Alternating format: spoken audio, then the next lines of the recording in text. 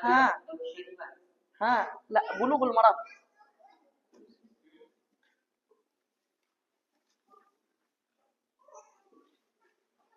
Kita puasa. An Nabi Hurairah radhiyallahu anhu qala Rasulullah sallallahu alaihi wasallam la taqaddamu لا تقدموا la taqaddamu Ramadan bisawmi yawmin بصوم يوم bisawmi yawmi بصوم يوم bisawmi yawmin wala yawmin illa rajulun kana yasumu sawman falyasumhu. Muttafaqun alaih. Artinya dari Abu Hurairah radhiyallahu anhu yang berkata, Rasulullah sallallahu alaihi wasallam bersabda, janganlah kamu dahului Ramadan dengan puasa sehari atau 2 hari kecuali seseorang yang biasa melakukan puasa. Silakan dia berpuasa. Muttafaqun alaih. Nah, hadis pertama ma'asyar muslimin dari hadis-hadis puasa dari kitab Bulughul Maram, hadis Abu Hurairah radhiyallahu tabaraka wa taala anhu yang diriwayatkan oleh Imam Al-Bukhari dan Muslim dari jalur Abu Salamah ibn Abdurrahman ibn Auf dari Abu Hurairah secara marfu' dan ini lafaz Imam Muslim rahimahullah. Kata Nabi alaihi salatu wassalam, la taqaddamu ramadhana. Maksudnya jangan mendahului, la tasbiqu. Dan asalnya la tataqaddamu, pakai 2 ta. Maknanya jangan mendahului. Apa yang didahului? Ramadan. Ramadan maknanya adalah bulan Ramadan. Nah, sebagian para ulama mengatakan apabila kita ingin menyebutkan Ramadan, maka mesti dengan tambahan syahr, yaitu bulan. Karena Allah Azza wa Jalla berfirman, syahru Ramadan. Makruh hukumnya menyebutkan Ramadan dengan namanya saja tanpa ada tambahan bulan. Cuman yang benar di antara pendapat para ulama, diperbolehkannya menyebut bulan Ramadan dengan namanya saja, itu Ramadan. Sekarang hadis ini, la taqaddamu Ramadan. Janganlah mendahului bulan Ramadan bisawmi yaumin wala yaumain, dengan berpuasa 1 hari atau 2 hari sebelumnya. Ini larangan dari Nabi alaihi salatu wassalam untuk seseorang itu mendahului puasa Ramadan dengan berpuasa 1 hari atau 2 hari sebelum masuknya bulan Ramadan tersebut. Dan hukum asal daripada setiap larangan itu adalah pengharaman sampai datang dalil yang memalingkannya dari hukum asalnya.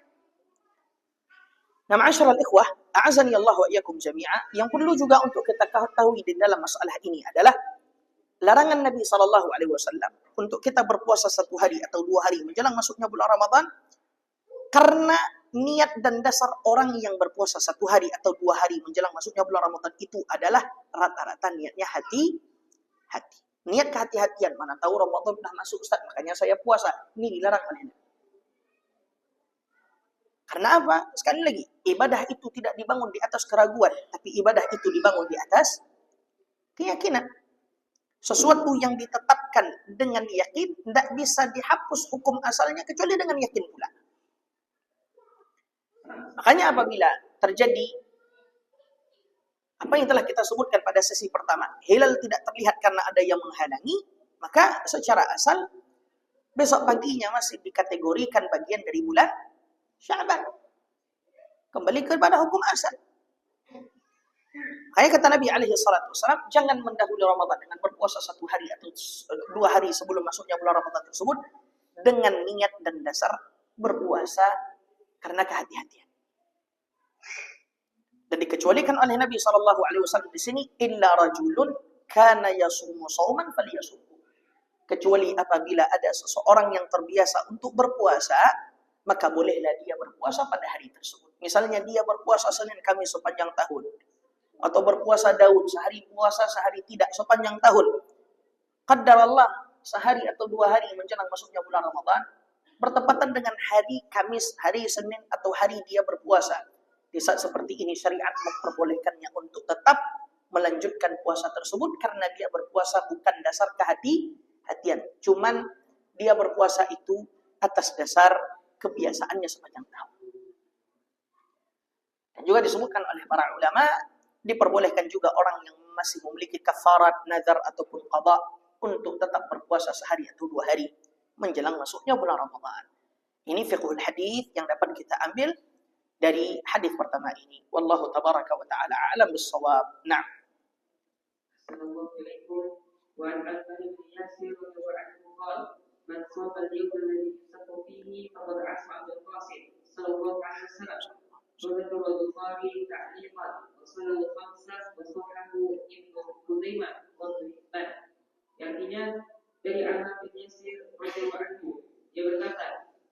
siapa yang berpuasa di hari yang masih diragukan, ia telah bermaksiat kepada Abul Qasim yang Nabi Sallallahu Alaihi Wasallam. Disebutkan oleh Abu Khalid secara mu'allaq dan disambung oleh imam yang lima dan disahihkan oleh Ibnu Khuzaimah dan Ibnu Hibban. Nah, bes. Hadis kedua ini berkenaan tentang hukum puasa di hari syak. Kapan hari itu disebut hari syak? Ketika awan menutupi penglihatan manusia dari hilal. Dan ini menurut mayoritas para ulama, ada yang mengatakan tanggal 30 Sya'ban secara mutlak disebut hari syak. Cuman wallahu tabaraka wa ta'ala alam bisawab, jumhur mayoritas para ulama mengatakan yang disebut hari syak adalah tanggal 30 Sya'ban apabila malam ke-30-nya itu hilal tidak terlihat karena ada yang menghalangi. Dan hadis ini ma'asyar muslimin diriwayatkan oleh Imam Al-Bukhari secara mu'allaq. Makna hadis ini diriwayatkan oleh Al-Bukhari secara mu'allaq, Imam Al-Bukhari tidak menyebutkan sanadnya dari awal. Imam Al-Bukhari rahimahullah tidak menyebutkan sanadnya dari awal. Dan semua hadis yang diriwayatkan oleh Imam Al-Bukhari dengan sanad bersambung kepada Rasulullah SAW yang dituang oleh beliau di dalam sahihnya semuanya sahih. Kecuali ada beberapa sanad hadis yang diperselisihkan tentang kesahihannya, bukan matan hadisnya, cuman yang dikritik dari Imam Bukhari, kenapa dia keluarkan dari jalur ini? Kenapa dia tidak memilih dari jalur yang lain? Itu yang diperselisihkan, dan itu jumlahnya sedikit. Jadi hadis-hadis yang dikritik oleh para ulama dari Imam Bukhari di dalam sahihnya lebih sedikit dibanding hadis-hadis yang dikritik oleh para ulama terhadap Imam Muslim tatkala dia menulis sahihnya. Jadi ala kulli hal ma'syar muslimin, semua hadis yang dikutip oleh Imam Al-Bukhari kita hukumi secara global dan garis besar, semua hadis yang diriwayatkan oleh Imam Al-Bukhari secara mausul dengan sanad yang bersambung antara dirinya kepada Rasulullah SAW sahih. Tapi mu'allaqat, hadis-hadis mu'allaq yang diriwayatkan oleh Imam Al-Bukhari ini yang tidak semuanya sahih. Ini yang tidak semuanya sahih. Nah, perhatikan hadis ini diriwayatkan Imam Al-Bukhari secara mu'allaq kemudian dimausulkan. Diriwayatkan dengan sanad yang bersambung oleh imam yang lima. Imam yang lima adalah Imam Abu Dawud, Imam At-Tirmidzi, Imam An-Nasa'i, Imam Ibnu Majah dan Imam Ahmad. Cuman Al-Hafidh rahimahullah keliru ketika dia mengatakan hadis ini diriwayatkan oleh imam yang lima, padahal hadis ini dikeluarkan oleh imam yang empat saja. Imam Ahmad tidak mengeluarkan hadis ini. Kemudian kata beliau wasahahahu Ibnu Khuzaimah, hadis ini disahihkan oleh Imam Ibnu Khuzaimah dan Imam Ibnu Hibban rahimahumullah. Keseluruhan mereka yaitu Abu Dawud, At-Tirmidzi, An-Nasa'i, Ibnu Majah, Ibnu Khuzaimah dan Ibnu Hibban meriwayatkan hadis ini dari jalur Amr ibn Qais Al-Mula'i, dari Abu Ishaq As-Sabi'i, dari Silah ibn Zufar, dari Ammar ibn Yasir radhiyallahu tabaraka wa ta'ala anhu. Kata Ammar ibn Yasir radhiyallahu anhu, man shama al-yawma alladhi yushakku fihi, barang siapa yang berpuasa di hari di mana hari tersebut diragukan, yaitu tanggal 30 Sya'ban, tatkala malam 30-nya hilal tidak terlihat karena ada yang menghalangi. Kata Ammar, siapa yang berpuasa pada hari syak, maka sungguh dia telah durhaka atau membangkang terhadap Abul Qasim sallallahu alaihi wasallam. Fiqhul hadisnya ma'asyar muslimin, yang pertama larangan daripada Ammar ibn Yasir untuk seseorang itu berpuasa di hari syak. Karena sebagaimana yang telah kita sebutkan tadi, apabila diragukan tentang sesuatu perkara dikembalikan ke hukum asal. Sedangkan hukum asal hari tatkala malam ke-30 itu tidak terlihat hilal Ramadan, hukum asalnya ini masih Sya'ban. Kemudian yang kedua, ma'asyiral ikhwah azanillahu wa iyyakum jami'a, ucapan Ammar ini tidak akan mungkin diucapkan oleh beliau dari akal logikanya semata. Pasti dia memiliki ilmu dari Rasul kita Muhammad sallallahu alaihi wasallam. Maka hadis ini disebut oleh para ulama secara asal dia mauquf, yaitu disandarkan kepada sahabat, namun dihukumi dia marfu', disandarkan kepada Rasulullah SAW, karena ini kesimpulan hukum yang tidak mungkin didapati oleh sahabat tadi kecuali dari Nabi kita Muhammad sallallahu alaihi wasallam. Kemudian fikih hadis yang kedua, ma'asyiral ikhwah azanillahu wa iyyakum, kunyah Nabi Abul Qasim sallallahu alaihi wasallam. Dan kunyah Nabi kedua yang masyhur adalah Abu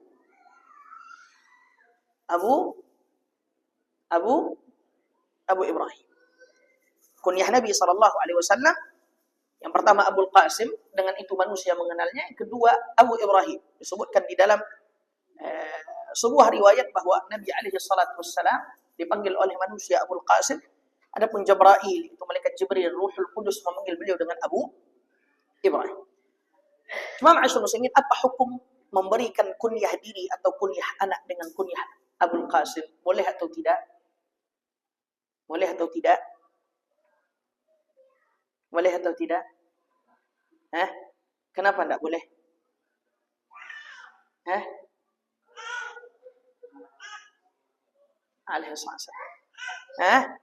Nah, hadis Abu Hurairah, berilah nama dengan namaku, janganlah memberi kunyah dengan kunyah. Sebab hadis ini adalah ada sahabat yang memiliki kunyah Abul Qasim juga. Kemudian dipanggil oleh sahabat yang lain, sahabat ini. Yang noleh siapa? Rasulullah. Kemudian sahabat yang memanggil memberikan klarifikasi, bukan engkau yang dimaksud ya Rasulullah. Maka kemudian kata Nabi, beri nama dengan namaku, jangan berkunyah dengan kunyahku. Cuman ini para ulama kita mengatakan hanya berlaku di saat Nabi hidup. Adapun setelah Nabi wafat, maka boleh seseorang memberi nama kunyahnya atau kunyah anaknya dengan Abul Qasim. Hal ini berdasarkan hadis Ali ibn Abi Thalib diriwayatkan oleh Imam Al-Bukhari di dalam Adabul Mufrad, bahwa Nabi SAW ditanya, bolehkah aku memberi nama anakku dengan namamu? Nabi menjawab, boleh. Bolehkah aku memberikan kunyah anakku dengan kunyahmu? Nabi SAW juga menjawab, boleh. Dan di antara sahabat yang memberikan kunyah anak mereka yang bernama Muhammad Abul Qasim adalah Abu Bakar As-Siddiq, Ja'far ibn Abi Talib, Hatib ibn Abi Balta'ah, kemudian Abdurrahman bin Auf, dan selain dari mereka. Ini dalil yang menunjukkan kebolehan berkunyah dengan kunyah Abul Qasim tatkala Nabi kita SAW sudah wafat. Naam. Sallallahu alaihi wa alihi wa sallam.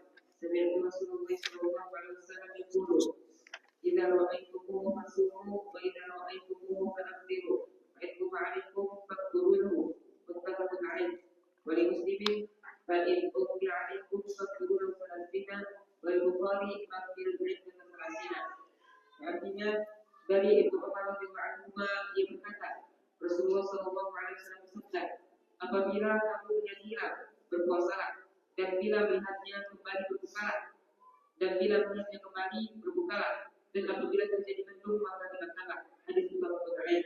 Dan dari Muslim, apabila terjadi mendung maka genapkan 30 hari, dan dari Al-Bukhari maka sempurnakan bulan 30 hari. Walau di hadis di Abu Hurairah Fakmilu iddatan Sya'ban salatina. Artinya, dan riwayatnya dalam hadis Abu Hurairah, maka sempurnakanlah jumlah bulan Sya'ban menjadi 30 hari. Nah, hadis Abdullah ibn Umar dan hadis Abu Hurairah radhiyallahu tabaraka wa taala anhuma yang dinukilkan oleh Al-Hafidz Ibnu Hajar, ini dalil-dalil yang menunjukkan bahwa puasa Ramadan ditentukan dengan ru'yatul hilal, atau yang kedua dengan menggenapkan bilangan Sya'ban menjadi 30. Hadis Abdullah ibn Umar, redaksi muttafaqun alaih, ini hadis yang diriwayatkan oleh Imam Al-Bukhari dan Muslim dari jalur Ibnu Syihab Az-Zuhri dari Salim dari Abdullah ibn Umar radhiyallahu anhuma. Adapun redaksi Imam Muslim, fa in ughmiya alaikum faqduru lahu 30, ini adalah hadis yang diriwayatkan oleh beliau dari jalur Abu Usamah dari Ubaidillah dari Nafi' dari Abdullah ibn Umar. Adapun redaksi Imam Al-Bukhari yang ketiga, fa akmilul iddata 30, maka sempurnakanlah bilangan itu menjadi 30. Ini hadis yang diriwayatkan oleh Imam Al-Bukhari dari jalur Imam Malik dari Abdullah ibn Dinar dari Abdullah ibn Umar radhiyallahu tabaraka wa ta'ala anhuma. Nah, ma'asyiral ikhwah, azani Allah wa iyyakum, kita bahas dulu redaksi hadis Abdullah ibn Umar. Kata Nabi alaihi salatu wassalam, "Idza ra'aitumuhu fasumu." Apabila kalian melihatnya, itu melihat hilal, maka berpuasalah. Wa idza ra'aitumuhu fa'aftiru, dan apabila kalian melihat hilal maka berhari rayalah. Ini cara pertama. Dan ma'asyiral ikhwah azani Allah wa iyyakum jami'a, telah dinukilkan ijma' oleh para ulama kita, di antaranya Syekhul Islam Ibn Taimiyah, dan ijma' para sahabat berkenaan tentang yang menjadi standar itu adalah menggunakan ru'yah dan tidak menggunakan hisab. Ya. Kemudian apabila hilal itu tidak terlihat, maka kata Nabi alaihi salatu wassalam, fa in ghumma alaikum. Apabila hilal itu tidak terlihat karena ada yang menghalangi kanan, faqdu lahu. Maka sempurnakanlah bilangan tadi. Nah, ini dalil yang menunjukkan ma'asyiral ikhwah, apabila hilal tidak terlihat apapun alasannya, baik langit itu cerah ataupun langit itu mendung, maka kita tetap menghukumi bulan itu adalah bagian daripada bulan Sya'ban. Ya. Ini dalil jelas. Bahkan diperjelas lagi hadis Abu Hurairah radhiyallahu anhu kan Imam Al-Bukhari ya dari jalur Muhammad ibn Ziyad dari Syu'bah dari Muhammad ibn Ziyad dari Abu Hurairah radhiyallahu tabaraka wa ta'ala anhu bahwa Nabi SAW bersabda fa akmilu iddat Sya'ban 3. Maka sempurnakanlah bilangan Sya'ban menjadi 30. Nah, ma'asyiral ikhwah azanillahu yakum, dengan dua cara ini bagaimana yang telah kita jelaskan pada sesi pertama pembahasan kitab Manhajus Salikin, Allah Azza wa Jalla dan Rasulnya sallallahu alaihi wasallam memerintahkan kita untuk memulai puasa. Tidak ada cara ketiga. Yang pertama ru'yatul hilal, terlihatnya hilal, kemudian yang kedua dengan disempurnakannya bilangan Sya'ban menjadi 30.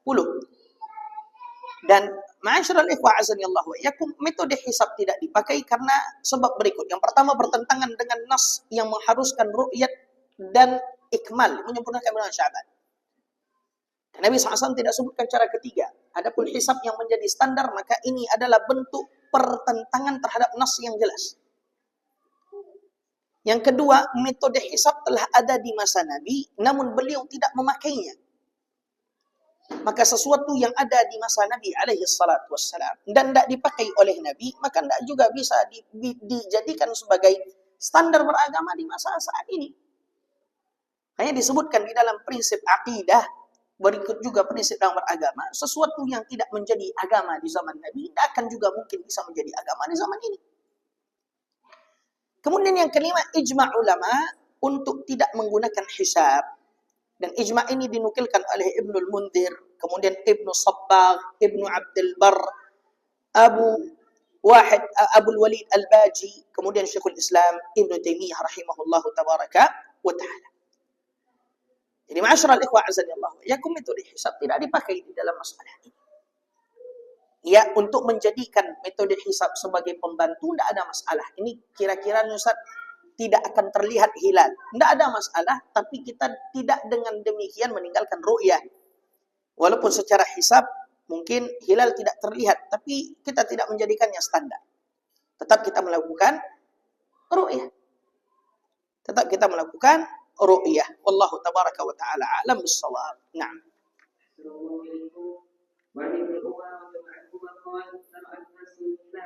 فأخبر النبي صلى الله عليه وسلم أني رأيته فصام وأمر الناس بصيامه ورواه أبو داود وصححه ابن حبان والحاكم. Artinya dari itu orang dari Umar itu berkata, orang-orang berusaha melihat hilal, maka aku mengabarkan kepada Nabi Sallallahu Alaihi Wasallam bahwa aku telah melihatnya. Lalu beliau memerintahkan manusia agar berpuasa. Diriwayatkan oleh Abu Dawud dan disahihkan oleh Ibnu Hibban dan Al-Hakim. وعن ابن عباس رضي الله عنهما أن الأعرابي جاء إلى النبي صلى الله عليه وسلم فقال إني رأيت الهلال فقال أتشهد أن لا إله إلا الله؟ قال نعم. قال أتشهد أن محمدا رسول الله؟ قال نعم. قال فأذن في الناس يا بلال أن يصوموا غدا. رواه خمسة وصححه ابن خزيمة وابن حبان ورجح النسائي إرساله. Artinya dari Ibnu Abbas radhiyallahu anhu bahwa ada seorang Arab Badui datang kepada Nabi sallallahu alaihi wasallam dan berkata, sesungguhnya aku telah melihat hilal. Dia bersabda, apakah kau bersaksi la ilaha illallah? Dia berkata, ya. Dia bersabda, hai Bilal, beritahukan orang-orang apakah kau bersaksi bahwa Muhammad adalah utusan Allah? Ya Bilal, apakah kau bersaksi bahwa Muhammad adalah utusan Allah? Kok ya Bilal? Arab Badui. Terjemahannya apa di situ? Kurang terjemahannya. Enak. Wasil. Dia berkata, ya. Beliau bersabda, "Hai Bilal, beritahukan orang-orang agar berpuasa besok." Diriwayatkan oleh Imam Al-Bukhari, disahihkan oleh Ibnu Khuzaimah dan Ibnu Hibban. An-Nasa'i mewajibkan kebersalannya. Nah, dua hadis ini ma'asyiral muslimin, hadis Abdullah ibn Umar, kemudian hadis Abdullah ibn Abbas radhiyallahu tabaraka wa taala anhuma, menunjukkan satu hukum yang sama, yaitu diterimanya laporan satu orang yang adil tatkala dia melihat hilal, dan dengan itu bisa menjadi standar puasanya kaum muslimin.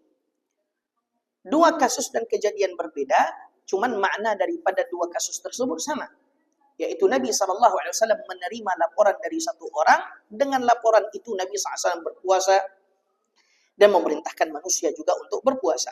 Adapun hadis Abdullah ibn Umar radhiyallahu tabaraka wa taala anhuma yang pertama diriwayatkan oleh Imam Abu Dawud, Imam Ibnu Hibban dan Imam Al-Hakim, keseluruhannya dari jalur Yahya ibn Abdullah ibn Salim dari Abu Bakar ibn Nafi', dari ayahnya Nafi', dari Abdullah ibn Umar radhiyallahu tabaraka wa taala anhuma. Dan hadis ini disahihkan oleh Ibnu Hazm An-Nawawi dan Al-Albani rahimahullahu taala. Adapun hadis Abdullah ibn Abbas diriwayatkan oleh Imam Abu Dawud, Al-Imam At-Tirmidzi dan Al-Imam An-Nasa'i, berikut juga Imam Ibnu Majah, Ibnu Khuzaimah dan Ibnu Hibban, keseluruhannya dari jalur Zaidah Ibnu Qudamah, dari Simak ibn Harb, dari Ikrimah, dari Abdullah ibn Abbas radhiyallahu tabaraka wa taala anhuma. Cuman Al-Imam An-Nasa'i rahimahullah lebih menguatkan pendapat bahwa hadis kedua itu hadis Abdullah ibn Abbas ini adalah hadis mursal. Ala kulli hal ma'asyiral ikhwah azani Allah wa iyyakum jami'a. Perhatikan hadis Abdullah bin Umar. Kata Abdullah bin Umar, "Tara an-nasul hilala."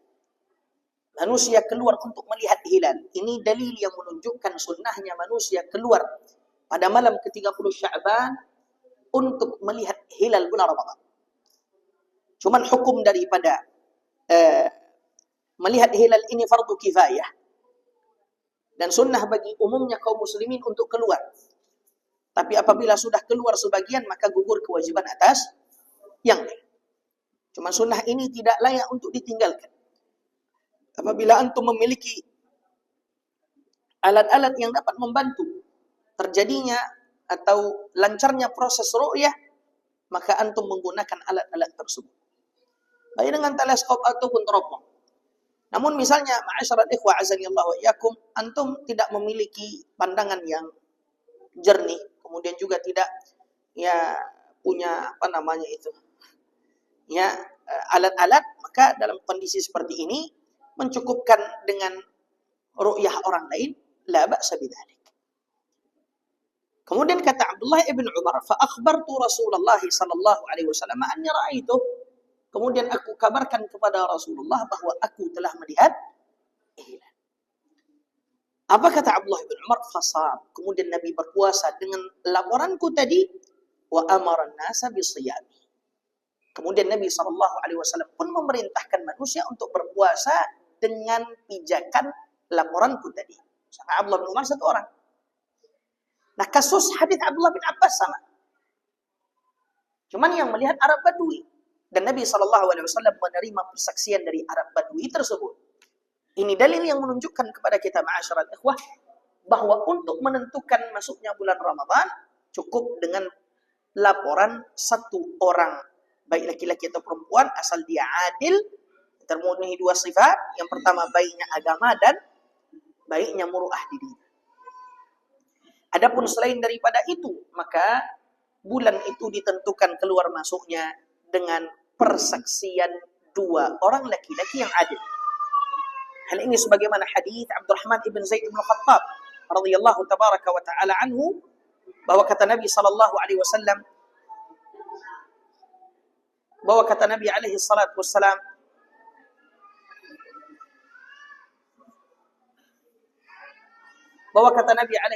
wassalam, fa in syahida syahidani fasumu wa afdilu. Dan apabila telah bersaksi dua orang saksi, maka berpuasalah dan berhari raya. Berangkat daripada hadis Abdurrahman ibn Zaid ini, ma'asyiral ikhwah, maka selain dari bulan Ramadan, maka membutuhkan dua orang saksi laki-laki yang adil. Jelas ini? Ini permasalahan daripada dokter bertanya berkenaan tentang apabila seseorang telah melihat hilal, Ramadan, kemudian persaksiannya ditolak, maka apa yang harus dia lakukan? Para ulama berselisih pendapat di dalam masalah ini. Pendapat pertama, dia wajib berpuasa sendiri. Dia wajib berpuasa sendiri. Dan ini pendapat ya mayoritas 4 imam mazhab. Yang pendapat mazhab Abu Hanifah, pendapat mazhab Malik, pendapat mazhab Syafi'i, kemudian pendapat mazhab Imam Ahmad rahimahullah. Dalil mereka adalah keumuman firman Allah Azza wa Jalla, "Faman syahida minkumus syahra falyasum."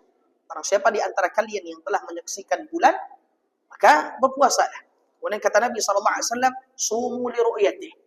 Berpuasalah kalian karena melihat hilal, dan dia sudah melihat hilal, maka dia berpuasa. Pendapat kedua ma'asyiral muslimin, dia tidak berpuasa dan tetap berpuasa bersama kaum muslimin. Walaupun dia sudah melihat hilal, tapi kasusnya apa? Persaksiannya ditolak. Dan ini pendapat yang kami pilih. Dan ini yang dipilih oleh Syekhul Islam Ibn Taimiyah rahimahullahu ta'ala. Dan salah satu riwayat dari Imam Ahmad. Dan ini pula yang dipilih oleh Syekh bin Baz rahimahullahu rahmatan wasi'ah. Apa sebab? Sebabnya yang pertama adalah sabda Nabi alaihi salatu wassalam, "Saumukum yawma tasumun." Hari puasa kalian adalah hari di mana kaum muslimin yang lainnya berpuasa. Ini perintah dari Nabi alaihi salatu wassalam untuk berpuasa bersama kaum muslimin. Dan kita diperintahkan untuk mengikuti waliul amr. Yang kedua, ma'asyiral ikhwah, kata Syekhul Islam Ibn Taimiyah, al-hilalu mastahallahu nas. Hilal itu adalah apa yang terlihat dan apa yang masyhur di kalangan manusia. Sedangkan dalam kondisi seperti ini cuma dia sendiri dan manusia lain tidak melihat, maka dalam keadaan seperti ini, ya, apabila persaksiannya ditolak, maka dia tidak berpuasa dan ikut berpuasa bersama kaum muslimin. Wallahu tabaraka wa ta'ala alam bissawab. Namun apabila dia melihat hilal bulan Syawal, apa yang harus dia lakukan? Sendiri. Dia melihatnya sendiri. Apa yang harus dia lakukan? Ingat kaidah, ingat kaidah. Harus 2 orang. Maka persaksiannya ditolak. Khilaf itu terjadi pada awal masuknya bulan Ramadan. Kalau dia lihat sendiri, apakah dia berpuasa atau tidak. Tapi kalau dia melihat hilal Syawal sendiri, maka dia tetap berpuasa bersama kaum muslimin. Karena hilal Syawal harus ditentukan dengan persaksian 2 orang. Nah, wallahu a'lam. Assalamualaikum.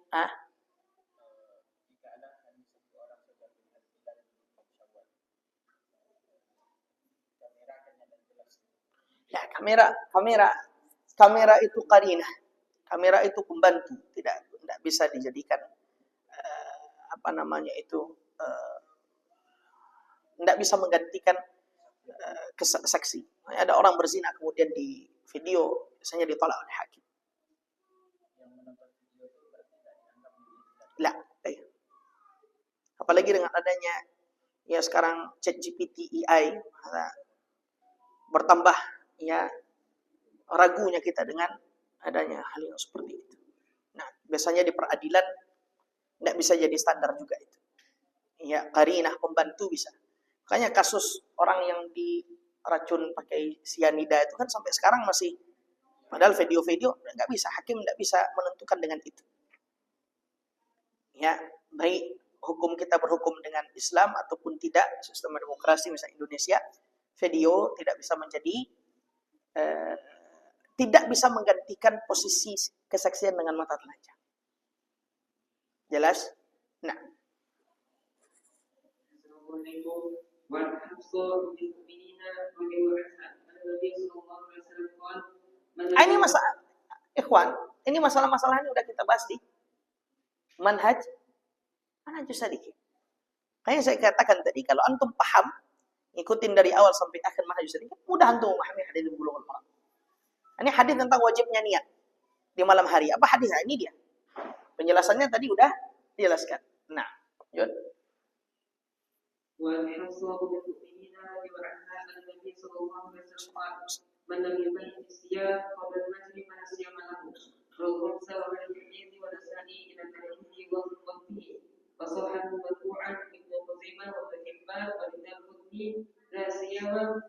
La siyama siyama liman lam yaqdiru min al-lail. Artinya dari Hafsah Ummu radhiyallahu anha, sesungguhnya Nabi sallallahu alaihi wasallam bersabda, barang siapa yang tidak menjalankan puasa sebelum fajar, maka tidak sah puasanya. Diriwayatkan oleh Imam Al-Lima, At-Tirmidzi dan An-Nasa'i, contoh untuk memperhatikan kemarfu'annya, kemauqufannya.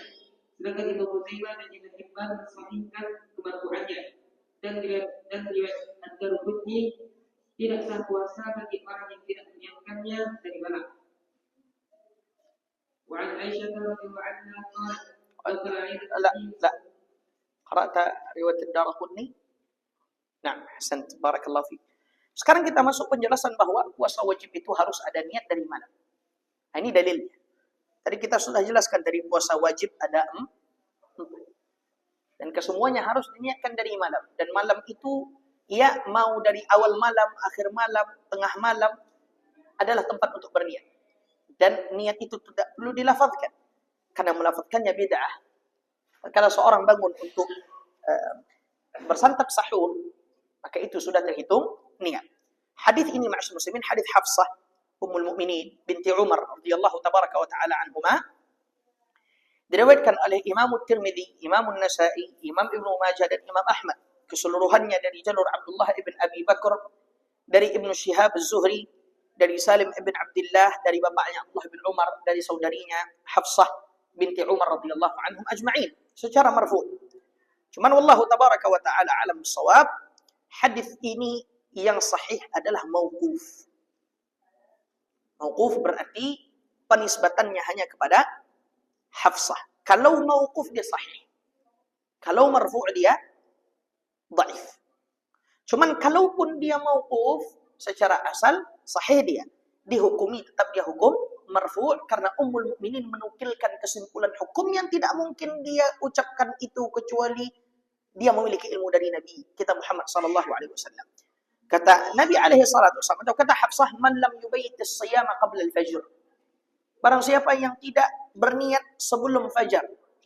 Ini bukan maknanya harus sebelum fajar, cuman karena memang sebelum fajar itu masih malam, maka berniat di malam hari. Siapa yang tidak berniat sebelum subuh, maksudnya dia tidak berniat dari malam untuk dia mengerjakan puasa, maka dalam keadaan seperti ini, ya tidak ada puasa baginya, tidak sah puasanya. Ini berlaku bagi puasa wajib yang 4 yang telah kita sebutkan pada pertemuan pertama, Syarh Manhajus Salikin. Berikut juga puasa sunnah yang maksus, yang dikhususkan seperti puasa Arafah, puasa Asyura, puasa Yaumul Bid, kemudian puasa Senin dan Kamis. Nah, kita telah jelaskan pada pertemuan awal tadi, khilaf para ulama berkenaan tentang apakah dia mesti berniat tiap malam atau dia cukup berniat pada malam pertama dari bulan Ramadan untuk mengerjakan puasa 1 bulan penuh. Khilaf para ulama, ya, adapun pendapat yang masyhur, dan ini pendapat mazhab imam kita, Imam Ahmad, dan ini dipilih oleh Syekh bin Baz, seseorang itu mesti berniat tiap malam. Karena memang bulan Ramadan itu 1 bulan, namun hari-harinya itu adalah hari-hari yang berbeda. Antara hari 1 berbeda dengan kedua, kedua berbeda dengan ketiga, ketiga berbeda dengan keempat, dan begitu seterusnya. Nah, ma'asyiral muslimin, saya sebutkan kasus, antum jawab. Antum jawab sesuai dengan kaidah yang telah antum pakai atau antum pelajari. Rio ini jomblo, belum menikah. Ada anak gadis antum, boleh daftar. Rio puasa di hari pertama, melawan puasanya. Bekerja anak Ustaz, qadarallah haus, tapi anak alhamdulillah masih tahan. Baterai habis, baterai HP-nya habis, alarmnya tidak ada, bini apalagi. Jam 6 sore, niatnya bergolek di atas kasur, ngedinginin badan pakai AC. Menjelang berbuka, setengah jam lagi menjelang berbuka, hidupkan AC, berbaring dia. Tertidurlah dia, dan tidak terbangun kecuali setelah berkumandangnya adzan subuh di hari kedua. Pertanyaan saya, apa status puasa di hari keduanya? 5, kenapa batal? Oke.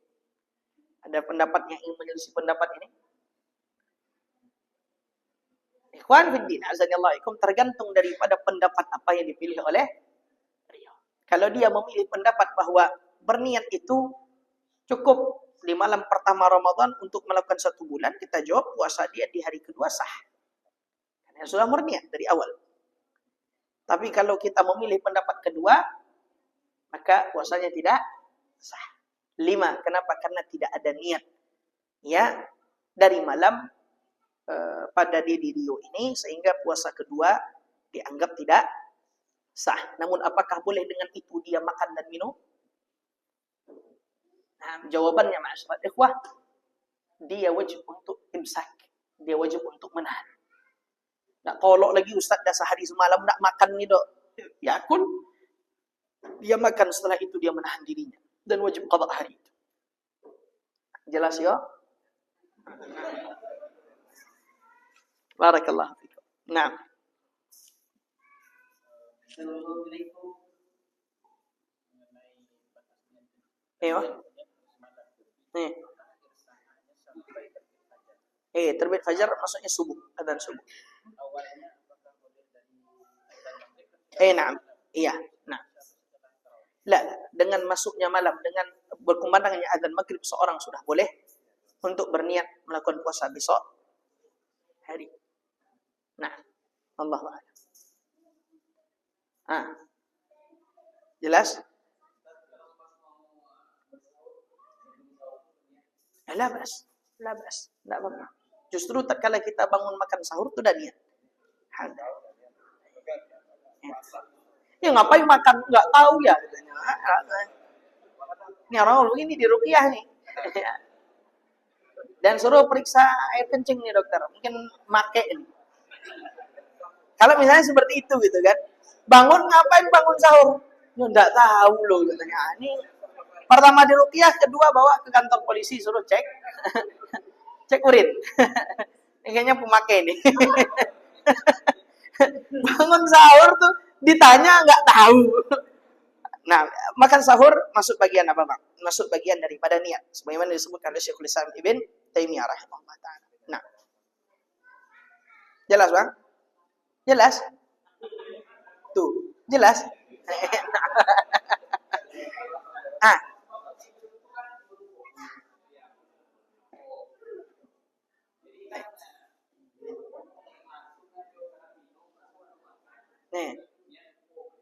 Nah, alhamdulillah kalau abang udah makan dan minum, insya Allah itu dah terhitung. Nah, itu nah. Ada lagi? Apa?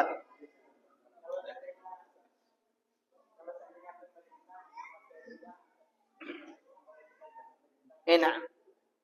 Kalau misalnya pemerintah pakai ru'yah, pakai hisab. Nah. Kalau pemerintah pakai hisab, namun seperti ini tanyakan kepada Hayat Kibar Ulama. Saya tidak tahu. Tanyakan kepada Hayat Kibar Ulama. Nah. Assalamualaikum. Wa an Aisyah radhiyallahu anha qalat dakhala alaihi Nabi sallallahu alaihi wasallam dzata yawm faqala hal 'indakum syai'?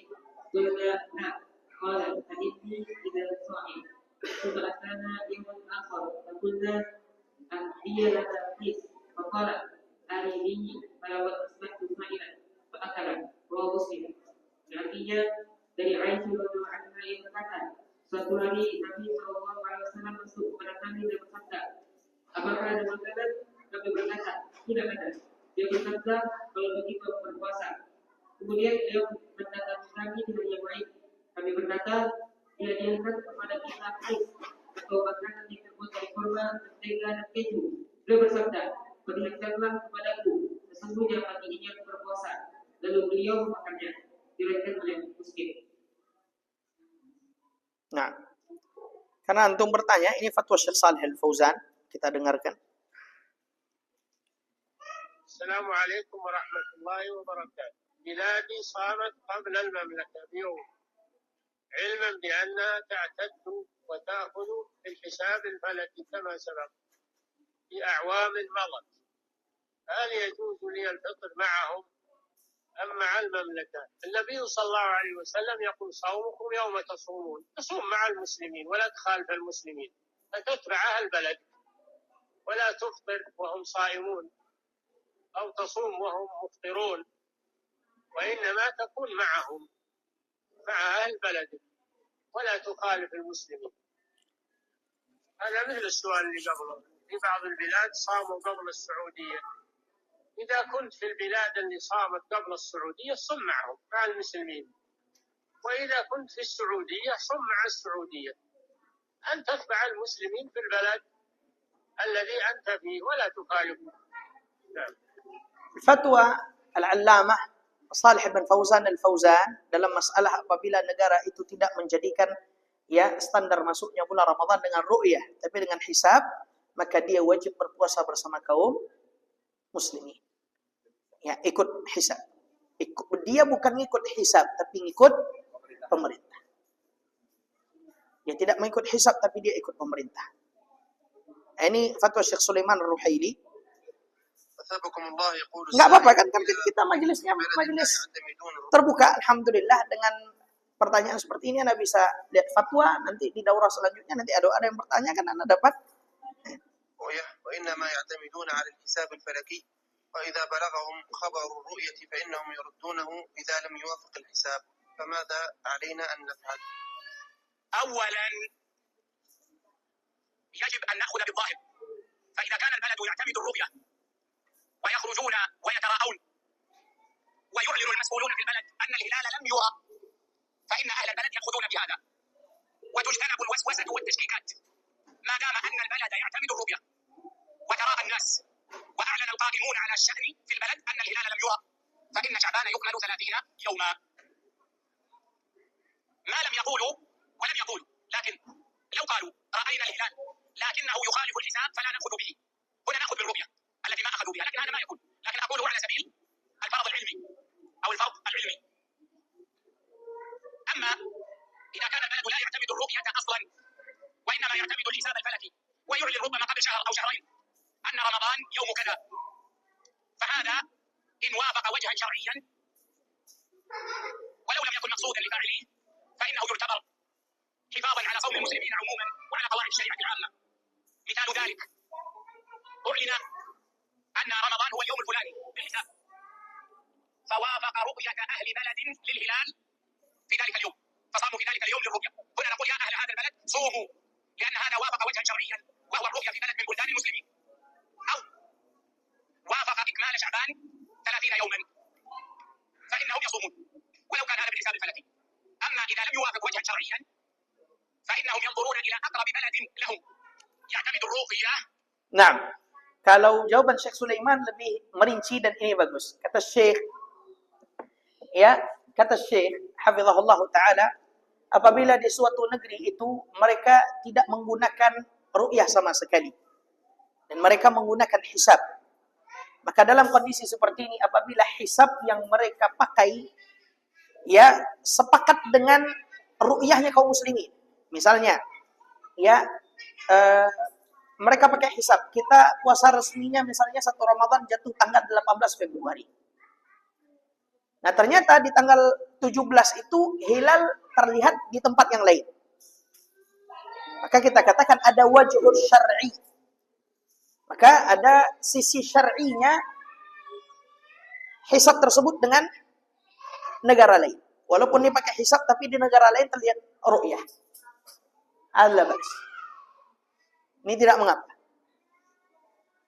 Dan kaum muslimin berpuasa dengan itu. Namun apabila misalnya hisab mutlak tanpa ada misalnya wajh syar'i, negeri-negeri kaum muslimin juga belum ada lagi yang berpuasa sama sekali karena hilal tidak terlihat, tidak pula masih kaum muslimin menyempurnakan bilangan Sya'bannya, maka dalam keadaan seperti ini kaum muslimin melihat ke arah negara yang paling terdekat yang memakai ru'yah.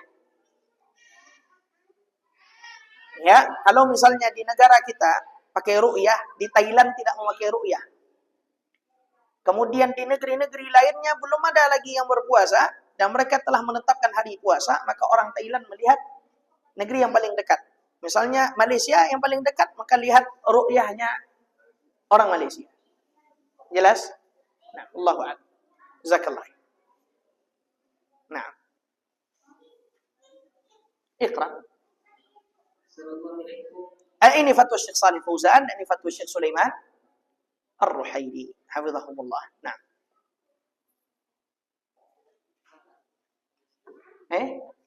Hadis Aisyah. وعن عائشة رضي الله عنها قالت دخل علينا النبي صلى الله عليه وسلم ذات يوم فقال هل عندكم شيء؟ قلنا لا. قال فإني إذا صائم. ثم أتانا يوما آخر فقلنا أهدي لنا فقال أريدني فقد أصبحت صائما فأكل رواه مسلم. Artinya dari Aisyah radhiyallahu anha yang berkata, suatu hari Nabi Shallallahu Alaihi Wasallam masuk kepada kami dan bersabda, apakah ada makanan? Kami berkata, tidak ada. Beliau bersabda, kalau begitu aku berpuasa. Kemudian beliau mendatangi kami hari lain. Kami berkata, dihadirkan kepada kita hais, yaitu makanan yang terbuat dari kurma, mentega dan keju. Beliau bersabda, perhatikanlah kepadaku, sesungguhnya pagi ini aku berpuasa, lalu beliau memakannya. Diriwayatkan oleh Muslim. Nah, hadis yang selanjutnya ini hadis Aisyah Ummul Mukminin berkenaan tentang sahnya seseorang untuk berniat puasa sunnah mutlak di siang hari. Penjelasan lebih lanjutnya telah kita jabarkan dan jelaskan pada pembahasan sesi pertama kitab puasa dari Manhajus Salikin. Dan hadis Aisyah radhiyallahu anha ini diriwayatkan oleh Imam Muslim dari jalur Waki' dari Talhah ibn Yahya dari bibinya Aisyah binti Talhah dari Ummul Mukminin Aisyah radhiyallahu tabaraka wa taala anha. Kita pelajari fikih hadisnya. Kata Aisyah, dakhala alayya an-nabiy sallallahu alaihi wasallam dzata yaumin. Suatu ketika Rasulullah sallallahu alaihi wasallam masuk kepadaku, faqala hal 'indakum min syai'? Kemudian Nabi bersabda, apakah di sisi kalian ada sesuatu? Maksudnya ada enggak sesuatu yang bisa dimakan? Qulna la, kami katakan, kata Aisyah, tidak ada.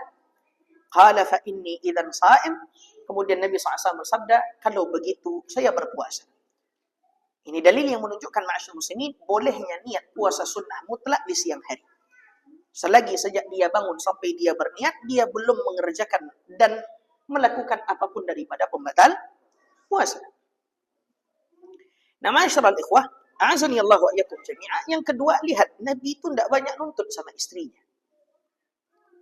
Ibu-ibu, dengarkan ini ibu-ibu, biar saya tatar bapak-bapak ini dulu. Bapak-bapak, kalau bisa pegang sapu. Tidak usah banyak nuntut. Kalau misalnya rumah, ini kenapa rumah tidak bersih? Ya jangan nanya, sapu bantu istrimu. Lihat Nabi SAW tidak marah sama Aisyah. Oh ini istri macam apa, nggak bisa masak untuk suami. Tidak, kata Nabi SAW, tidak ada. Kalau begitu saya puasa, selesai. Dan Nabi SAW yakhdumu nafsah. Nabi SAW itu berkhidmat untuk dirinya sendiri. Kata ibu-ibu, lanjutkan Ustaz, gas terus, kata ibu-ibu. Biar bapak-bapak nanti pas mau cuci baju, tidak dengar kata Ustaz, Rasulullah berkhidmat pada dirinya sendiri. Cuci sendiri ya bang. Ma'asyiral ikhwah, azanillahu wa iyyakum. Suami istri itu harus bekerja sama. Bekerja sama, tidak usah saling banyak nuntut. Saya tanya sama bapak-bapak, untuk apa menafkahi istri? Siapa yang mau jawab? Ustaz, ngasih piti nyonya ama kesuit. Kewajiban, Masya Allah. Antum belum nikah jangan ngomong. Ya ikhwan, untuk apa? Ini laki-laki ini, wahai para lelaki sejati yang akan beristri 4. Untuk apa bapak-bapak memberikan uang ke istri? Kalau beliau kewajiban, ada lagi tujuan lain? Ibadah, Masya Allah. Ada lagi? Allahu Akbar.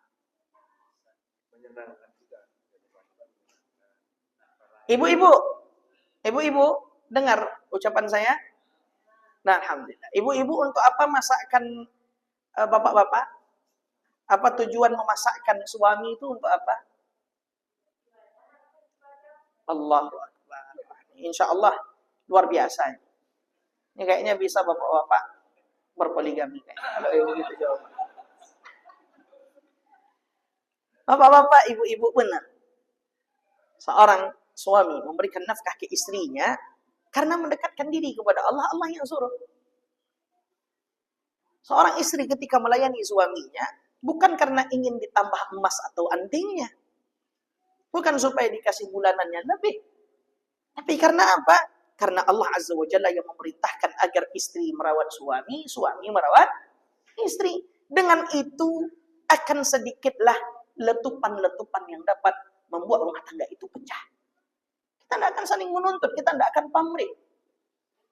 Kebanyakan perceraian, pertikaian, perkelahian terjadi di dalam rumah tangga. Kau kan udah ku kasih nafkah.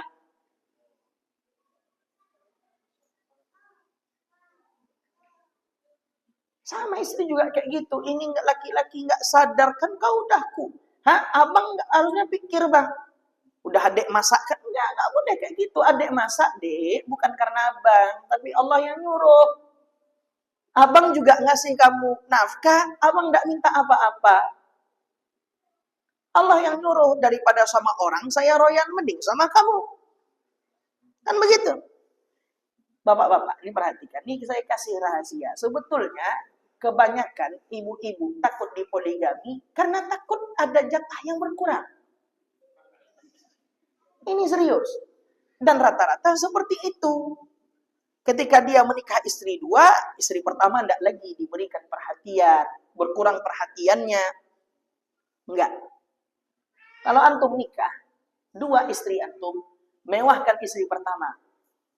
Biar adik carikanlah kalau kayak gitu bang. Belikan Fortuner TV baru, belikan iPhone 17 Pro Max, per bulannya 30 juta. Wah, itu. Boleh, kalau kayak gitu ibu-ibu boleh bapak-bapak poligami ibu-ibu? Boleh? Enggak. Oh, enggak satu, dua. Aneh ibu-ibu juga ini perlu untuk diperhatikan. Poligami syariat Allah. Kalau misalnya Anda tak sanggup dipoligami, tidak ada masalah. Sebagaimana tidak semua yang sanggup untuk berjihad fisabilillah. Tapi untuk membenci poligami tidak boleh kufur kepada Allah Azza wa Jalla.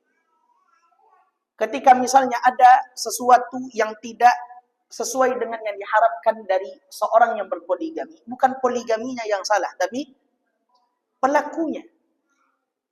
Oknum yang salah, jangan poligami yang disalahkan. Kemudian ibu-ibu jangan kebanyakan nonton film Korea. Sinetron Indosiar. Jangan. Banyak-banyak baca sejarah Ummahatul Mukminin. Kadang bapak-bapak, ibu-ibu tuh kurang figur. Ibu-ibu kurang figur. Ini saya kasih resep juga nih bapak-bapak.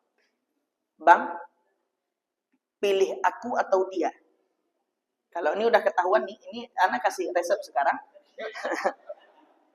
Minta maaf lebih baik dibanding minta izin. Kalau minta izin akan diizinkan. Dan memang tidak ada hak istri untuk memberikan izin. Menikah lagi adalah hak suami. Ibu-ibu dengarkan. Ma'asyiral ikhwah, kalau ada ucapan istri antum, Bu, Bang, ini ajalah, pilih adik atau dia. Ini bahaya. Ini masuk bagian daripada dia meminta cerai. Dan ada ancaman dari Rasulullah SAW, siapa yang meminta cerai kepada suaminya dengan wajah yang tidak syar'i, yang mendapatkan ancaman, ma'asyarul muslim. Kemudian yang kedua, jawab, bapak-bapak sekalian, abang bukan mau memilih, abang cuma mau nambah. Yang kedua, sayang, ini awas disebar ke usaha ahli muslim. Sayang, sampaikan begini. Sayang, kalau abang pilih yang kedua, sayang mikir nggak sih? Ku ceraikan, ku balikkan ke keluargamu. Pertama, kamu jadi janda. Yang kedua, harta yang mulai dari nol kita kumpulkan, kamu tidak dapat. Betul? Betul.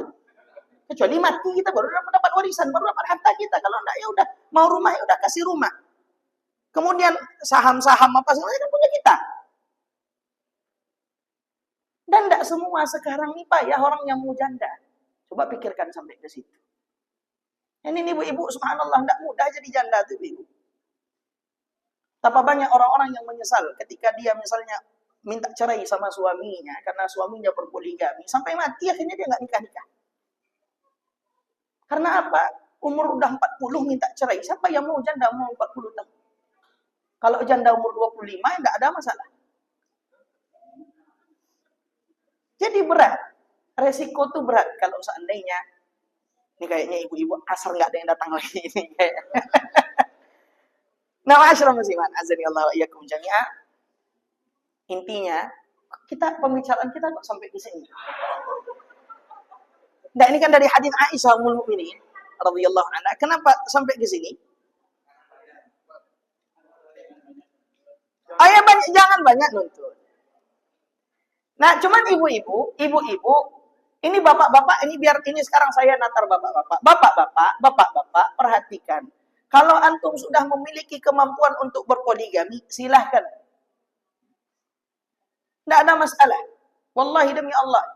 Carilah ridha Allah Azza wa Jalla. Karena kita semua punya Allah, bukan punya anak, bukan punya istri. Makanya ketika suami meninggal, ibu-ibu mengucapin apa? Ibu-ibu, kalau suami meninggal, ibu-ibu mengucapin apa? Ibu-ibu loh, saya tanya. Ibu-ibu, ketika suami meninggal, mengucapin apa? Innalillah, kita punya Allah, berarti suami ibu bukan punya ibu. Punya Allah. Punya Allah, anakmu punya Allah. Ini jauh sebelum kita bercerita suami saya diambil orang. Bukan suami Anda diambil orang. Karena asalnya suami Anda bukan punya Anda. Suami Anda punya Allah. Subhanahu wa ta'ala. Hakikat yang harus diketahui oleh setiap manusia. Sama istrimu juga punya Allah. Di satu saat istrimu diambil oleh Allah. Anakmu diambil oleh Allah. Tidak ada hak kamu menggerutu. Nah, kita balik ke tauhid lagi nanti ini. Betul? Nah, cuman ibu-ibu kan tentu punya standar. Kalau misalnya Ustadz ini aja bini satu udah megap-megap dia sok-sok mau berbini dua pula apanya nih Ustadz? Ngadu sama Ustadz. Nanti Ustadz yang meruqyah suami Anda. Gaya suami Anda Ustadz dari kemarin mana minta anting enggak juga dikasih. Dari kemarin mana minta emas. Nah, ini juga bapak-bapak jangan modal nekat poligami. Siapkan mental, siapkan finansial, siapkan ilmu. Saya punya kasus bercerai karena apa? Padahal istri pertamanya yang mencarikan istri kedua untuk suaminya. Ini kan payah mencari istri kayak ini. Pecah karena apa? Karena suami mungkin tidak memiliki ilmu yang cukup. Asal pulang dia dari istri keduanya, dia bercerita ke istri pertamanya. Oh, tadi kami kayak gini. Sampai hubungan badan pun diceritakan. Itu panas yang pertama. Terbakar. Nah, ini juga butuh ilmu, butuh parenting. Jelas? Ini yang ngomong kayaknya udah boleh nampak ini. Ala kulli hal, ma'asyiral muslimin, azanallahu. Kalau antum tidak mampu poligami, jangan poligami. Dan jangan jadikan poligami goyonan atau ancaman untuk istri. La yajuz. Tidak boleh. Dan harus dengan ilmu agama yang kuat. Jelas ini, ikhwani? Jelas? Dan Nabi SAW tidak banyak nuntut. Antum kalau mau berpoligami, lihat Nabi SAW. Ada enggak masalah di rumah Nabi? Ada, banyak. Banyak masalah di rumah Nabi SAW. Apalagi tatkala Rasulullah di forum, datang kiriman makan ke rumah, kemudian dokter PNS. Nah, enggak bisa poligami.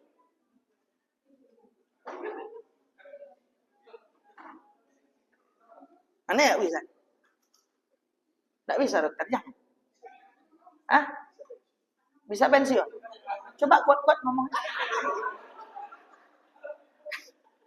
Nah, ma'asyiral muslimin, azani Allah wa iyyakum. Enggak, ana sebutkan ini supaya enggak ada citra buruk poligami. Itu poligami syariat Allah Jalla wa Ala. Enggak mungkin Allah Azza wa Jalla menjadikan syariat itu sebagai beban untuk manusia. La yumkin. Abadan, wallahi, demi Allah.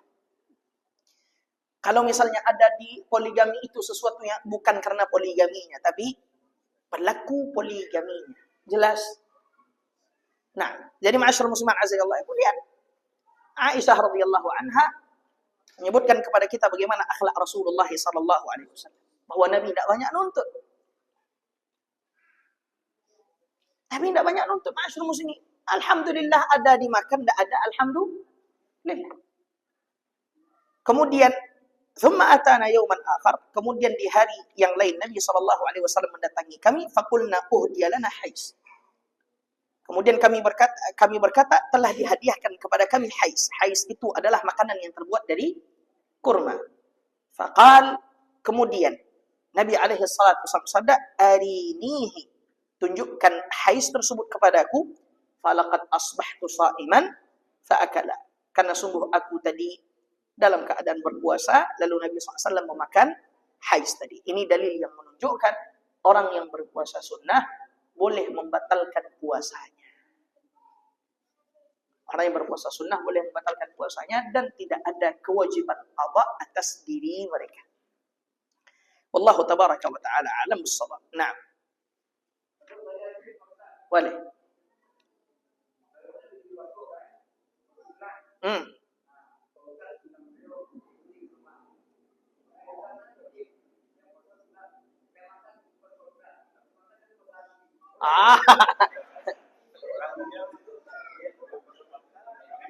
Enak.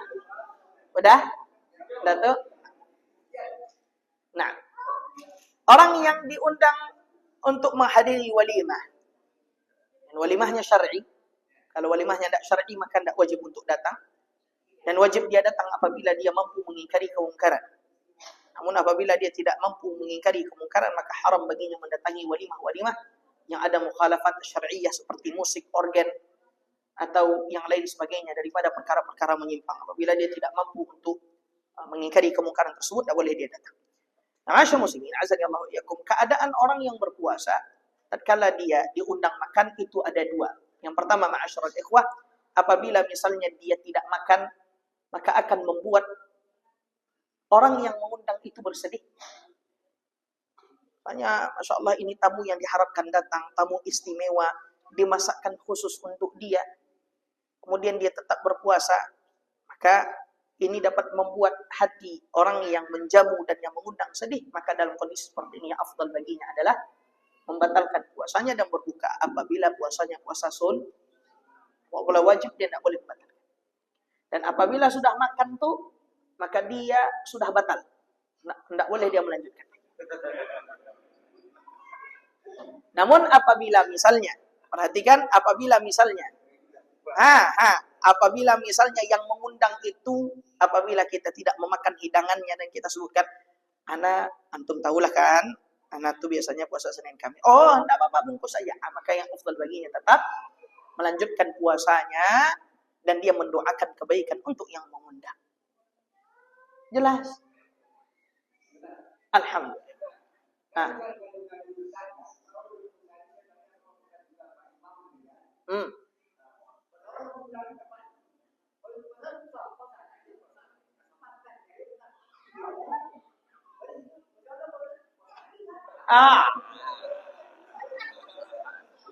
Enggak.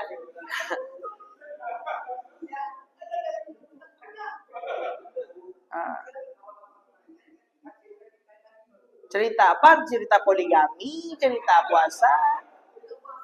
Cerita puasa.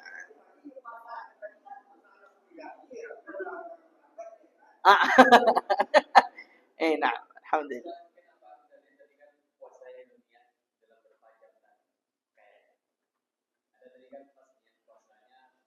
Asar.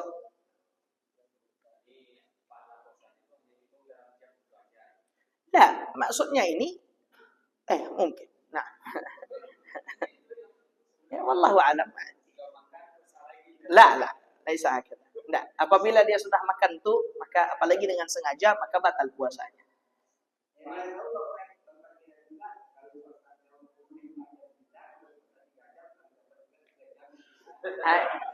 Nah. Yurja lahu dzalik, diharapkan apabila misalnya dia berpuasanya dari pagi kemudian makan siangnya jam 12, akan dari jam 8 jam 5 ke jam 12 itu ada juga 8 jam tuh Ustaz. Yurja diharapkan dia tetap mendapatkan pahala. Nah, ada lagi? Coba. Nah. Kalau datang nah. Setelah itu ada musik enggak? Setelah maghrib ada musik. Ada kemungkaran di situ tetap. Tetap di sana ada kemungkaran, kalau enggak dicegah jangan datang. Karena kemungkaran itu baka, kemungkaran itu tetap ada di situ. Maknanya bukan tatkala musik berhenti kita boleh datang, enggak. Apabila kemungkaran itu sudah enggak ada, maka kita, sedangkan alat kemungkaran itu ada. Musik, lah alatnya ada di situ enggak? Bas, kelas.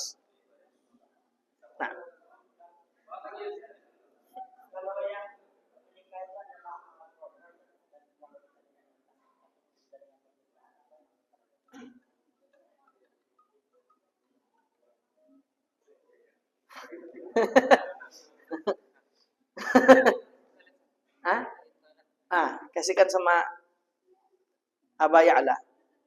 Abu Ya'la ini juga belum menikah ini. Haula. Lewat sini Abu Ya'la. Nah, dalam keadaan seperti ini, apabila misalnya keluarga, lihat, apabila misalnya dia keluarga dekat, nah ada misalnya asabah, ya ada rahim, misalnya paman, anak paman, dan sebagainya, ada kemungkaran, maka Allah tabaraka wa ta'ala alam bisawab di dalam masalah ini dia lihat maslahat dan mudarat. Apabila ketidakdatangan dia dapat membuat ada mudarat yang jauh lebih besar, hubungan itu juga sudah renggang, tambah lagi tidak datang, ini bisa jadi perpecahan besar nanti setelah itu. Yahdur, dia setor muka, kemudian wa yastaghfirullah, dia beristighfar kepada Allah Azza wa Jalla. Namun apabila misalnya tidak ada mudarat bagi dia untuk tidak datang, maka secara asal dia tidak boleh datang. Amin. Nah. Nah.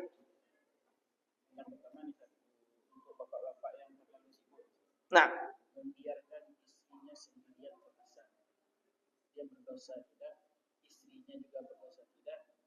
Ataukah istrinya tidak di pasar itu karena kalau nggak ke pasar nggak.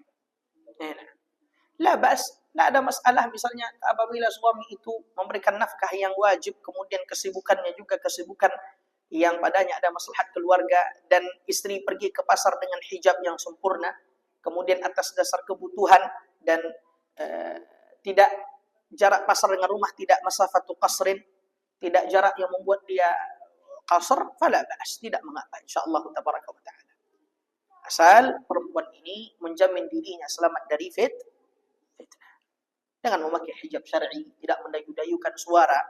Habis ke pasar dia pulang, fala ba'as, tidak mengapa. Karena bolehnya perempuan keluar dari rumah karena ada kebutuhan dengan syarat dia memakai hijab yang syar'i.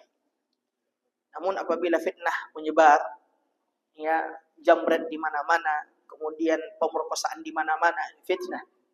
Kalau keadaan seperti ini lebih baik dia tidak keluar rumah, kemudian dia keluar bersama maharimnya, mahram-mahramnya.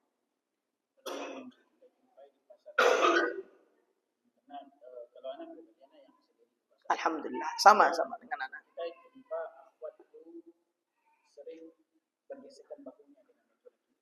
Kemudian bergeser dengan antum lagi saya. Kemudian afwan Ustaz katanya. Bahaya ini. Nah. Curiga pula kawan-kawan nanti gitu. Nyonya enggak dibawa kan? Nah, ya makanya beliau bisa nanya kayak gini. Kalau tadi malam mana ada nanya begini. Masya Allah. Jadi ma'asyiral ikhwah azanillahu wa iyyakum jami'an, seseorang apabila dia ke pasar, maka wajib baginya untuk menjaga dirinya di fitnah apabila dia akhwat. Nah. Tafadhal.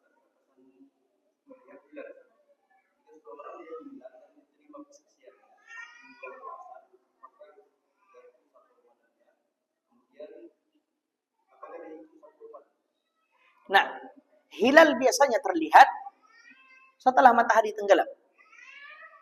Apabila misalnya hilal itu terlihat asar atau pagi, berarti ini ada salah hitung. Salah hitung nih berarti. Nampak dia udah terangkan, mak udah besar ternyata hilal nih. Ini berarti udah 2 sehari nampaknya terlambat kita nih. Maka di saat hilal itu terlihat dalam keadaan salah melihatnya, maka kaum muslimin wajib mumsik, wajib menahan diri. Dalam keadaan seperti ini, apabila hilal terlihat asar.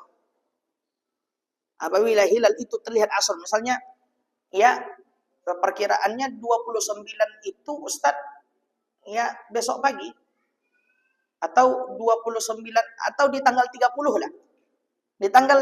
Di malam 29 itu tidak terlihat, ternyata subhanallah wa bihamdih besoknya terlihat jam 2 siang hilal. Yang menunjukkan bahwa hilal kemarin sudah ada sebenarnya. Karena tidak terlihat, maka dalam keadaan seperti ini kaum muslimin mengqadha.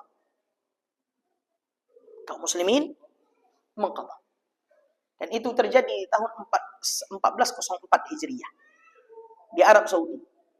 Waktu itu kaum muslimin berpuasa 28 hari. Di malam ke-29 terlihat hilal Syawal di tahun 1984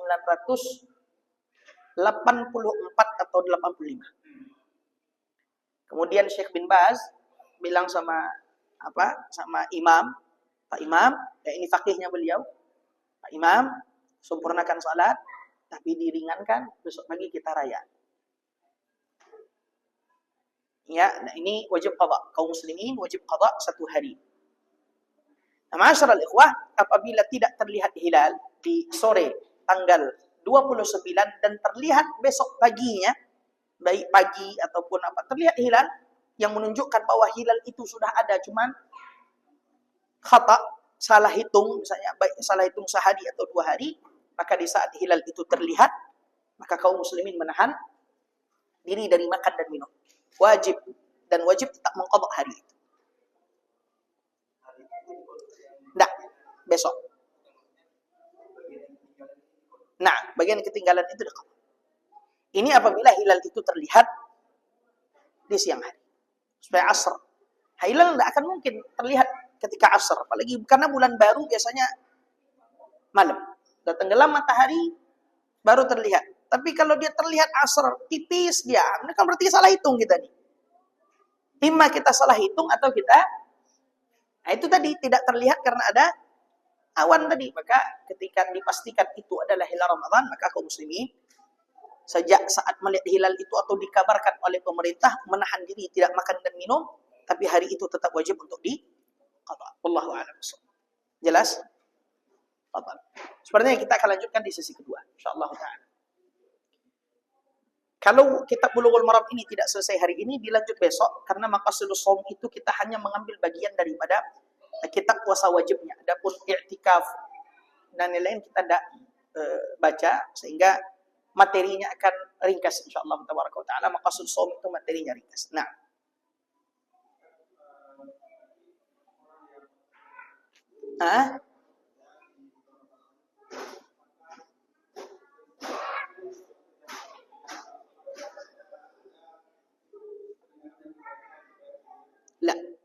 tidak ada bagi mereka keringanan untuk membayar fidyah, baik bagi supir ataupun bagi yang pekerja berat. Dia mesti meluangkan waktunya untuk Allah Azza wa Jalla. 11 bulan bekerja beratlah, masa sebulan saja tidak ada. Hadza ibtila'un min Allah Azza wa Jalla. Ya, puasa Ramadan itu bagi dirinya adalah ujian dan cobaan dari Allah Subhanahu wa taala, dan dia wajib menyisihkan waktu untuk Allah sebagaimana dia telah diberikan oleh Allah waktu untuk bekerja berat selama 11 bulan namanya. Nah, Allah. Tafadhal.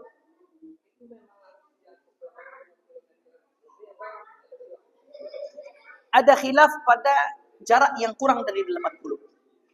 Kalau sudah 80, kesepakatan para ulama itu adalah safar. Yang menjadi khilaf itu adalah kurang dari 80. Maka kalau saya pribadi, saya lebih condong kepada pendapat kehati-hatian. Kalau kurang dari 80, saya tidak mengqasar. Nah,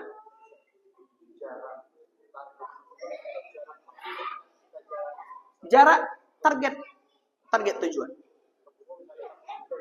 Lah. Enggak. Bukan dihitung pulang balik.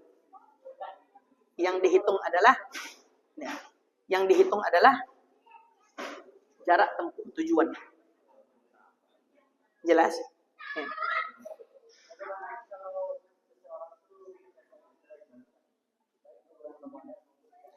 Makanya saya katakan tadi, dia pilih waktu di mana dia lapang dan dia harus melakukan itu. Karena hak Allah jauh lebih wajib dia kedepankan. Ya.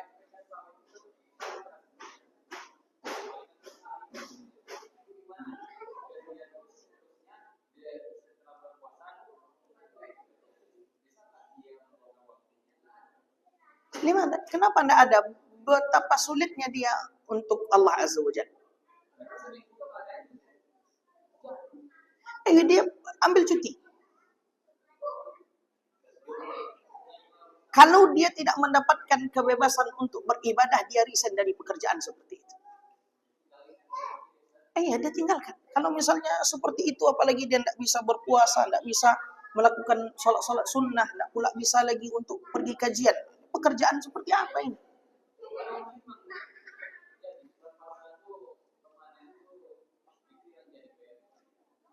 Kalau dia mampu, Bang, wajib dia puasa. Tapi kalau misalnya memang dia tidak mampu tumbang, Ustaz, dia wajib berpuasa. Tapi kapan dia sudah mau mulai tumbang, dia berbuka. Bukan dari awal dia boleh berbuka. Dia harus puasa dulu. Jelas? Jelas nih? La, ma yajuz itu.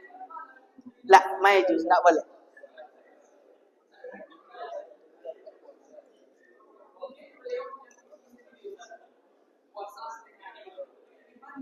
Hadza fiqhud dhalal, fikih sesat. Ini pertanyaan tentang qada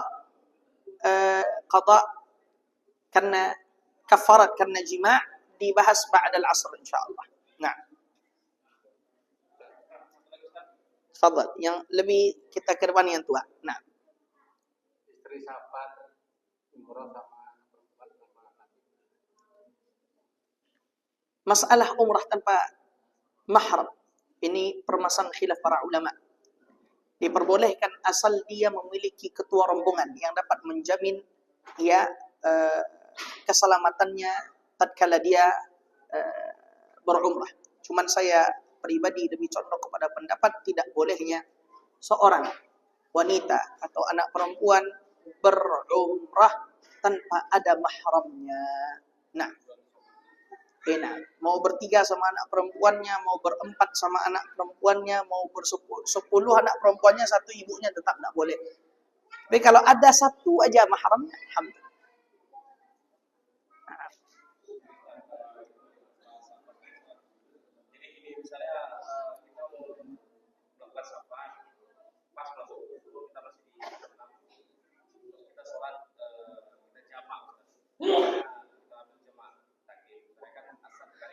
Zuhur. Nah, tadi sudah kita jawab bahwa untuk keluar dari khilaf dia tidak melakukan itu. Ya, cuman apabila misalnya pada feeling terkuatnya dia tidak akan mampu atau sulit baginya untuk singgah, maka dia jamak dalam keadaan seperti ini. Iya, tidak qasar. Cuman dia tidak mengqasar. Dia jamak saja.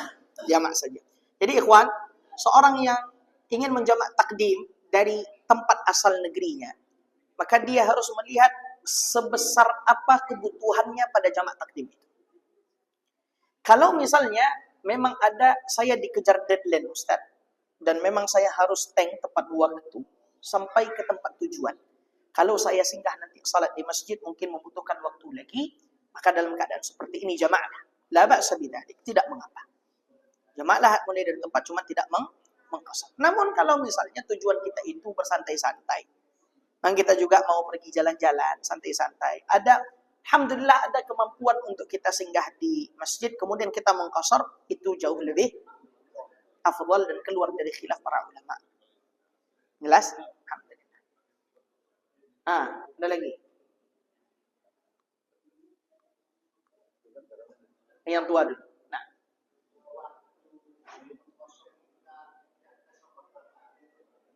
kalau selama perjalanan boleh, walaupun perjalanan itu 1 tahun. Misal, Bapak jalan kaki dari sini ke Mekah. Perjalanan itu 1 tahun. Selama 1 tahun itu boleh menjamak, boleh qasar, boleh tidak puasa, boleh tidak sholat Jumat, boleh tidak sholat jamaah. Karena Bapak di atas masih perjalanan. Sama seperti orang dulu kalau haji kan naik kapal 2 bulan. Maka selama 2 bulan di perjalanan dia boleh jamak, dia boleh qasar, dia boleh meninggalkan jamaah, dia boleh meninggalkan sholat Jumat, dia boleh berpuasa. Tidak berpuasa di sana berpuasa. Cuman ketika kita sudah sampai di tempat tujuan safar, di Mekah misalnya, maka kita mendapatkan rukhsah untuk mengambil keringanan.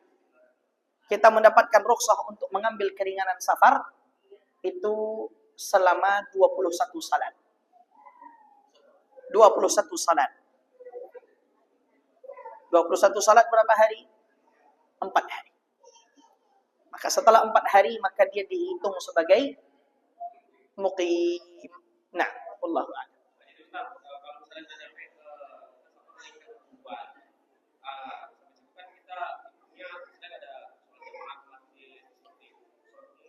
Naam, dia salat berjamaah ke masjid dan dia ikut imam. La, jama' itu kondisional.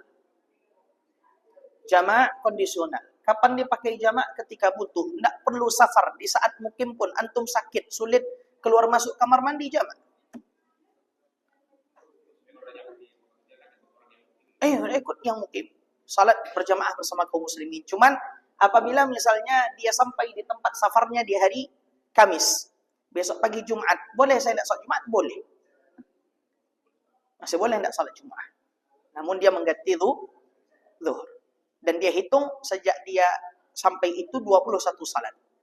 Kalau misalnya dia sampai hari Ahad, ke Jumat kan dah lewat 21, maka dia wajib salat Jumat. Wajib salat Jumat. Dan ini ma'asyur muslimin disebut oleh para ulama kita. Siapa yang bersafar, kemudian dia sudah menentukan kapan pulangnya. Saya mau safar ke Sungai Rumbai misalnya 10 hari.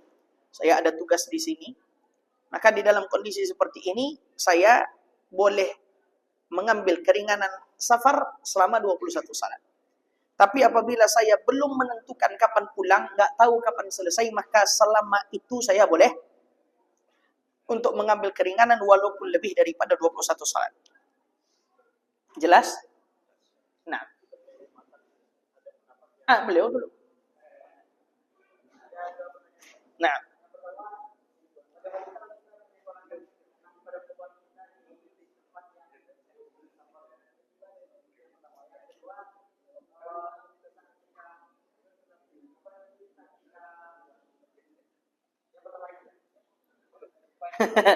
Nah, la ba'as, tidak mengapa asal tatkala mengantarkannya, menjemputnya dengan mahram.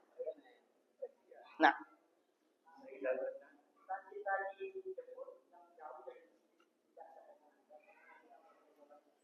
Apabila tidak terdengar adzan, maka boleh salat di rumah. Ya, apabila misalnya memang jauh sekali masjid, 7 kilo. Wala yusma'ul adzan dan tidak terdengar adzan, maka dia berjamaah bersama siapa yang ada di rumahnya. Nah, wallahu a'lam. Pak Dokter? Pak Dokter dulu.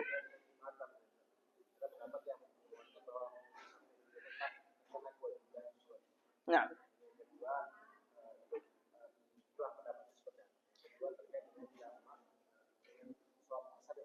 Nah. Salat Jumat tidak wajib bagi musafir, sebagaimana hadis Utsman atau yang lain sebagainya bahwa diberikan rukhsah bagi musafir untuk tidak salat Jumat. Kemudian menjamak salat asar dengan salat Jumat adalah perkara yang tidak diperbolehkan karena memang salat Jumat salatun mustaqillah. Salat Jumat itu adalah salat yang menyendiri, tidak sama dengan zuhur, sedangkan jamak Allah Azza wa Jalla dan Rasulnya Sallallahu Alaihi Wasallam memberikan keringanan untuk dijamak salat zuhur dengan asar, maghrib dengan isya. Adapun asar dengan Jumat tidak ada dalil. Ya, tidak ada dalil. Nah, wallahu a'lam bishawab. Pertanyaan terakhir. Ini bicarakan istri mau safar ke bulan Maret Ke Kalimantan. Sedangkan biaya kan hanya cukup satu orang. Jadi tanpa la, ma yajuz. Enggak boleh.